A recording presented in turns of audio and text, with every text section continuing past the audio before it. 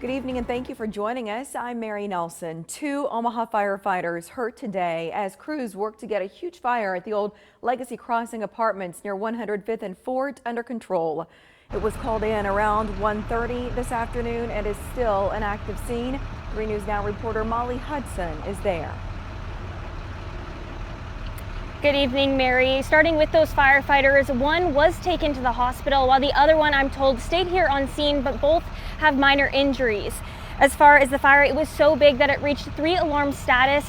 And I'm told that in terms of personnel, there was about 70 firefighters on scene here today.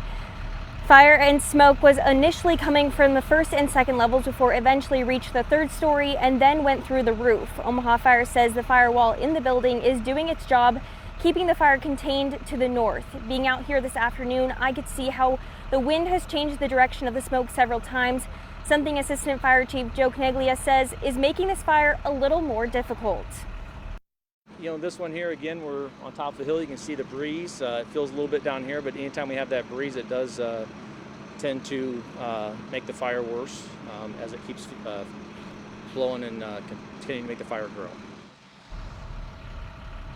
Omaha Fire says they expect to be out here for a little while as smoke is still coming a little bit from the building. They're also watching the structure of the building.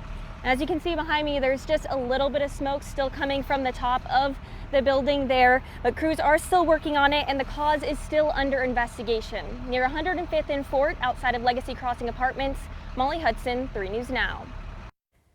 Thank you, Molly. The Legacy Crossing apartments were condemned in December of last year after several code violations and fires. The city decided the complex was unsafe to live in, and owners began foreclosure proceedings, saying they would not renovate.